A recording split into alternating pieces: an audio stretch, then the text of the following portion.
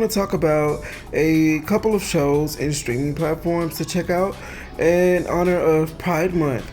So, just gonna start it off with Here TV. Here TV is a streaming platform. I think a lot of you guys will like it. It's a lot of great content on there. A lot of movies and shows that are pretty iconic in the LGBT community. So just something for you guys to check out. Here TV is a favorite of mine as well. I really like a lot of the content on there.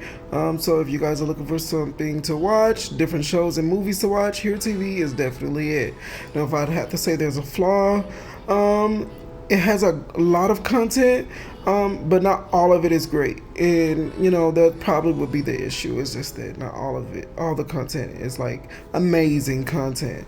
But overall, there's a few hits on there. Then we'd go to Signal 23 TV, another streaming platform. Signal 23 TV, it started off as a web series and then it moved its way towards like its own streaming platform. Just to give you guys, a rundown of its growth. So it's come pretty far. It has a few movies and a bunch of a bunch of shows, web series, I guess you would call them. And you can also check them out on YouTube. They're also available on YouTube and things like that, and they have it that way because Signal 23 does have a lot of graphic scenes, a lot of nudity and sex scenes and things like that. Part of the reason why I'm not just like the hugest fan of Signal 23 is because a lot of the shows doesn't have like really great storylines. It's almost like softcore porn, if I'm going to be completely honest. But if you're here for that, then Signal 23 is definitely what you're looking for. It's mostly like, for the urban audience, but, it's overall still has some pretty good hits. One of my favorites from Signal 23 is a show called About Him. About Him is probably like their biggest hit. It was just loved by everybody. About Him is really great. So definitely check that one out. The first season. Just want to emphasize that. Moving on to Tyson Plus. Tyson Plus is another streaming platform. Tyson Plus is actually one of my favorites. It has a lot of shows with a lot of great storylines. I really enjoy Tyson Plus. Now there are there's a little bit of sex scenes like Signal 23 as well, but they make up for it in storyline, and also it gives you like this indie film type of vibe.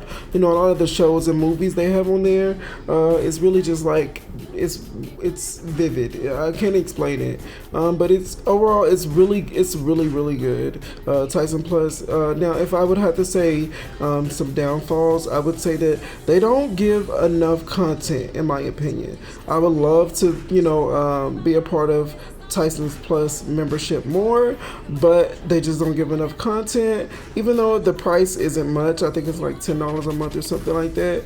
But it's still just not enough content for everything else that's out there in the world, like Netflix and Hulu and all these other streaming platforms. When you're just thinking about it, it's just not enough. But if you're really just more focused on LGBT shows and movies, you might enjoy it, any of these streaming platforms. The next one would be Deku or Deco. I'm not sure how to say it right, but I will leave the name in the video. And Deco, I'm gonna just say Deco, you guys, because I'm not sure of the name properly. But it has a lot of content. It probably has the most content out of all the other streaming platforms. But the only issue is that they don't have a lot of great hits. They have like a couple memorable movies and shows, but not a lot. In my opinion, it's okay. It's okay, but it does give you a lot of content. I will say that. So that's just another one to check out, you guys. Now I'm gonna move on to other shows and movies on other platforms. So Queer as Folk, I did a review on that. If you haven't seen it, go check it out on my YouTube. Now you can check out Queer as Folk on Peacock. That is a pretty good show. It just came out recently. season 1, and it is a spinoff to the original Queer as Folk, or not even a spinoff, it's a reboot. But Queer as Folk has a really great storyline, I definitely believe it's going to get more seasons, in my opinion. First Kill is another show. It just recently came out. It's doing pretty well on Netflix. If you guys want to check that out, it's on Netflix. It's doing pretty well. I believe it's in like it's on the Netflix top 10 shows to watch. So that's just something to think about. It's getting a lot of I'm guessing great reviews. Although I've seen that it's had a lot of mixed reviews, but there's still it's still enough viewership that's kept it going to be in the top 10. So that's saying something, I guess. I don't know. But in my opinion, well, if you guys want to know my opinion, you can go check out that video. It's also on my page. I did a review on that as well. And then we're gonna move on to Heartstoppers. Heartstoppers is actually one of my favorite LGBT shows that's come out this year. You can check that out on Netflix. Heartstoppers is really, really good. It's already got approved, like literally after the first season, it was already approved for 2 more seasons. You know, Netflix don't usually do that unless they know they have a big hit on their hands. So just saying, you know, if you guys are looking for something good to watch with a great storyline, Heartstoppers is definitely it. That's the one. It's definitely my favorite out of the entire list, probably. And I think you guys will like it too if you're just looking for an LGBT show to watch. Now moving on to Love, Victor. Love, Victor is a spinoff to the movie Love, Simon. It is really good as well. Love, Victor is really good. Has a really amazing storyline. If you're looking for something to binge watch, it has 3 seasons, 3 very successful seasons. It's on Disney Plus and Hulu. And if it's on Disney Plus, that's saying something, you guys, because an LGBT show on Disney Plus is a big move. It's a big step. And part of the reason Disney's doing that, because I know you're probably wondering, Disney's doing that, but yeah, they're doing that. And part of that reason is because they just got the parental control on there, so now you can change the settings and stuff like that. Even though Love, Victor is not like some type of overly sexualizing show or something like that, there's no sex scenes in Love, Victor. There's kissing, you know, same-sex kissing and things like that. You know, there's conversations about sex, all these things, you know, so it's definitely for somebody in the, you know, 16, 17, you know, and up type of range. And I know that's a unpopular opinion, but that's mine.